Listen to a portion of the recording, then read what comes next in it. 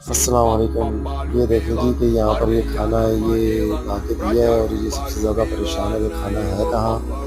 क्योंकि इसको खाने को नहीं मिल रहा है। एक तो यहाँ पे हमला किया हुआ है, मैं ढूँढ रहा हूँ कि बकाया खाना है कहाँ? तो ये देखिए, ये इसने सबके खाने पे कब्ज़ा करा हुआ है। सबसे ज़्यादा इसने जाके लेकर आया हुआ है और बकाया जो है वो यहाँ है, इसको कोई खाने नहीं दे रहा।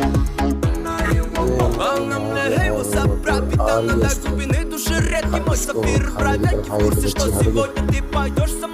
अब वो उधर जाए कह रहे कि शायद वहाँ से मिल जाएगा खाना, लेकिन वहाँ भी कोई चक्कर नजर नहीं आ रहा। ये फिर बैठ गया कि इसने ये पता नहीं क्या फाड़ा हुआ है, मासूम सा बन के बैठ गया।